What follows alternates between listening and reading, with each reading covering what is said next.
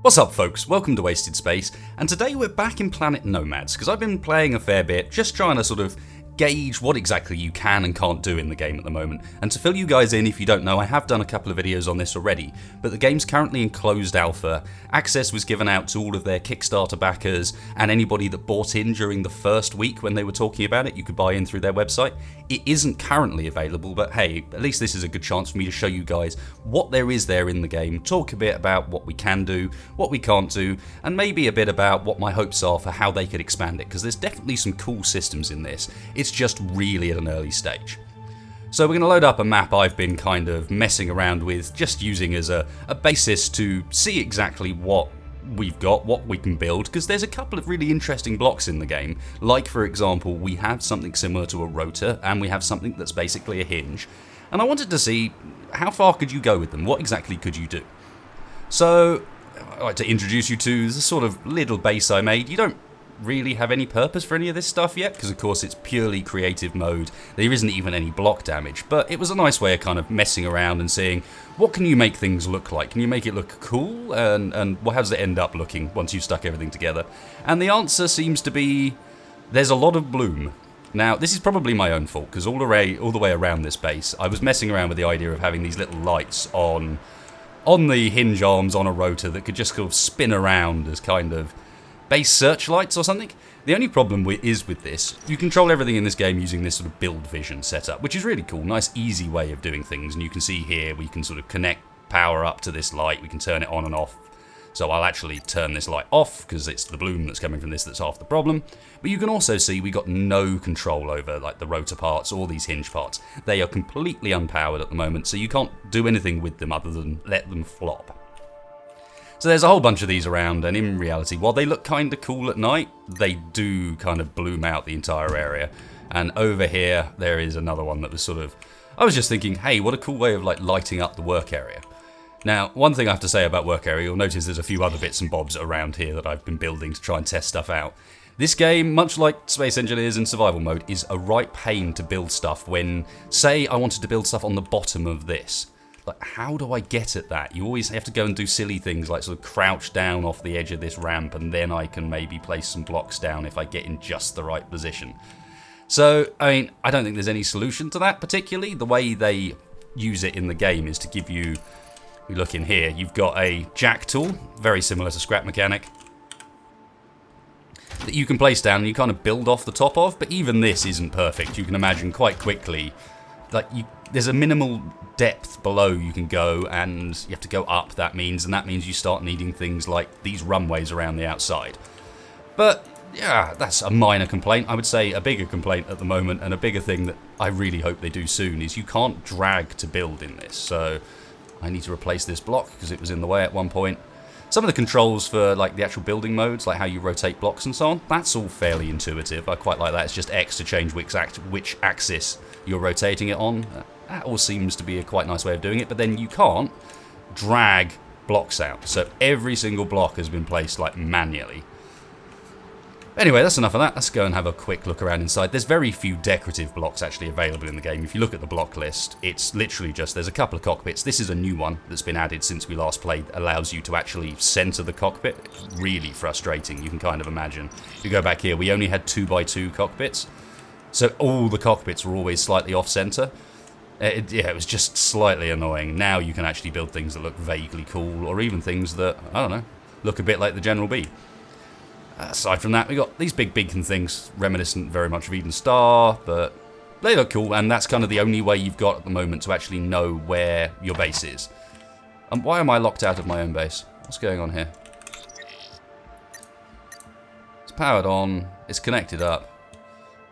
Let me go through my own door. Whoa. Okay, apparently there's some bugs with the doors as well. It's making the noise, but not actually letting me in there. Maybe they lock from one side. What I can do is go around. I mean, there's nothing really in here. It's just I was messing around with these sort of voxel features. How does cutting out terrain work in this? And the answer is very much like Space Engineers, very much as you'd expect. You drill away, and then it takes out like a predefined chunk of voxel. And that means that it's really blooming difficult to get smooth walls. It means that it's really blooming difficult to build your floors properly. And if you combine that with this idea that you can only place blocks down, like, it's quite fiddly to get blocks to place down low down. This takes a remarkable while, to be honest. Yeah, there's just generators and a few lights in here. That's all we've really got to play with. All we've got is kind of functional blocks for building stuff up. We've got the fences that go around the outside here. And then we've got the bits that you can actually play with, which is the suspension, the rotating plate, and the hinge. And that leads me nicely onto the vehicles. Now, the suspension in this game seems really cool.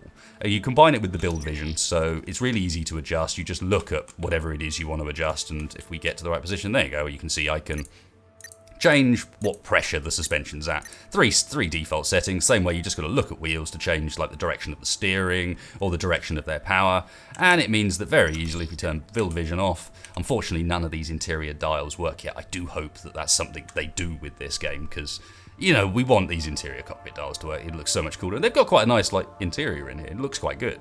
It's just unfortunate that that's not something that works. Hopefully that's something they want to do. But yeah, it's all pretty simple. Hopefully, can I get up over the edge here? No, I can't. I'm gonna have to move the other one. Show you guys the other one first. That's a shame. You feel like you should be able to get up over that. Maybe if I got enough speed.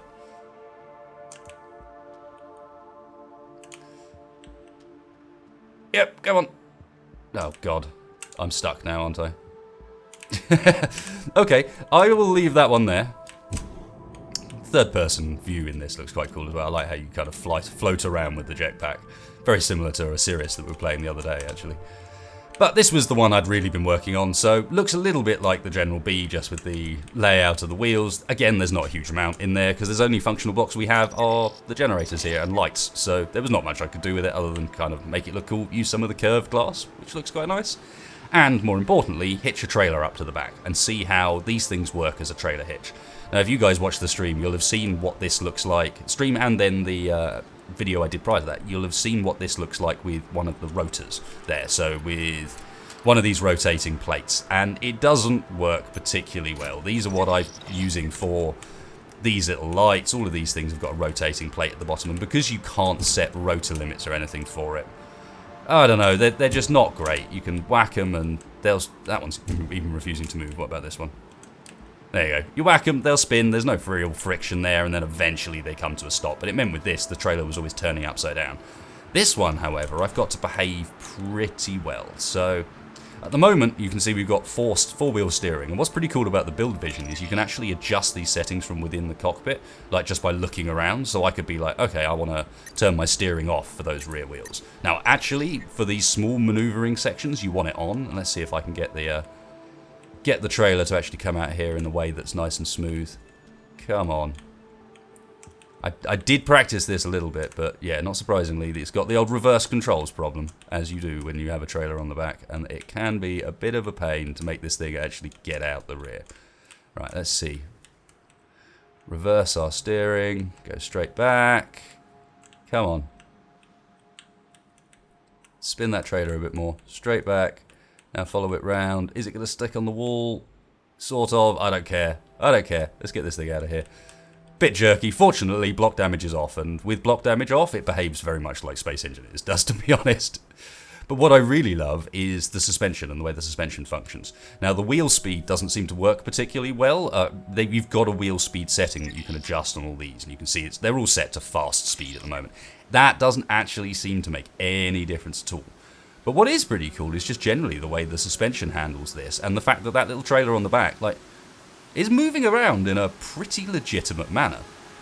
Like, you guys know what Space Engineers would be like if I was trying this there. Now, one thing you will see is as soon as we start getting up a bit of speed, this thing becomes a little bit fidgety and hard to keep going in a straight line. So this is where you might want to do something like get back here and turn that rear wheel steering off so that you've only got steering from the front wheels. All quite easy to do on the fly, and now you'll see those rear wheels are only giving us power, and it's a little bit more stable. And what I'll try and do is run over some of this sort of rockier terrain so you can see what the suspension's like, sort of in action. I've got different settings on the front, middle and rear, try and sort of balance out how the trailer at the back is making the vehicle move around. I think that might be a bit steep. These things, by the way, are trees. Because block damage is off, weird things happen when you hit them. I actually finally managed to find a different biome to the green one that you normally start off in, so built my little base in the alien area, and let's see if I can show you what I mean about some of the There's a few bits of the physics in this that are very reminiscent of a few games that we all know and love. For example, let's get some speed up and hit a tree, because this is always a good laugh. There we go. Boing! That wasn't too bad. Sometimes your wheels get stuck on them and all sorts. It's all a bit weird at times. There we go. There we go. The other thing you can do, and it connects back to what I was saying earlier about building in this game at the moment, is it follows the same rules as Space Engineers does as far as how blocks behave when they're around the ground. So if I get out our suspension and the wheel and try and replace these rear wheels, so you can see the back of the truck's going to sit the way down. Now, as soon as I put a wheel on the back here now, it's placed, but you guys will already have picked up on what's about to happen. It's placed, but it's placed inside the ground. And it can be a lot less obvious than that. And that means that as soon as we go up into the truck front and try and move around now, we're just basically being held in position by those rear wheels. I love how the suspension still moves really quite accurately, but we just can't move around at all. But hey, last thing I guess I'll do before wrapping up, because I think this is kind of covered basically what you can do at the moment. You can build vehicles. You've got sort of hinges and rotors, but there's no real point to them yet because you can't control them. So, you know, I thought about making a tailgate for this trailer, but then there's no way of opening and closing it. And no way of holding it open or closed. So, yeah, again, that was a bit pointless. I wanted to try what it would be like with another vehicle kind of locked in the back of this, but there's no way of locking it in there. So, again, you're pretty limited as to what you can do, but what you can do at the moment does seem to work pretty well. So, final thing, let's detach that trailer. It'll bounce up on its suspension. See how this part performs when it's not got the back connected. Ooh. She's brisk! I shouldn't really be that surprised that it's a lot faster without the trailer on the back. But yeah, driving around's pretty fun. The only thing to take into account is you're on, I think they said it was a 70 kilometre square world, and you're dealing with going about 40 kilometres an hour in these vehicles, even slower when you go uphill. You can't really travel a huge amount yet. I can't wait to see some of the flying vehicles, or perhaps a bit more of a flesh out on what you can do with the mechanics, because there's not many of these games that like to go down the route of, oh, we're actually going to have some physics in our game. We're actually going to try and introduce things like hinges and rotors and proper working suspension and things like that, because it's a difficult thing to pull off. So what we have got so far seems to be pretty stable, and I'm really looking forward to see where they go with this. They've made some minor changes, as I mentioned, like the 3x3 cockpit, fixed a few bugs so far, not much more than that, because I think they're in a period of just kind of locking down on where they want the game to now go, judging that first bit of feedback, which is a really good approach to it, really nice way of doing things. Wow! Oh yeah, landed it. We're all good here, no problem. I guess hopefully this gives you guys a bit of an update on what's going on in Nomads at the moment, and whether or not you should be keeping an eye out for this game. It's a shame I can't say, hey, you can also pick it up here, but honestly at the moment I wouldn't necessarily recommend doing so anyway. It's too much of a sandbox, too much of a tech demo. It is definitely a sandbox, but that's intentional. What it is a tech demo at the moment, showing what potentially it could be like once they get some of this stuff together, and of course stress testing what exactly the game engine can handle. If you did like this one, folks, please hit that like button. Really helps me and the channel out, helps get the video out there, and in doing so helps also encourage people to have a look at this game and give the developers some support, because I think in this day and age it's sorely lacking with people getting a bit wound up over things like No Man's Sky. If you didn't like it, then by all means, or didn't like that statement I just made, then by all means hit that dislike button. And otherwise, thanks a lot for watching, folks. I will catch you for the next one. He says, come on, get out of here. Nope. Nope, she's done.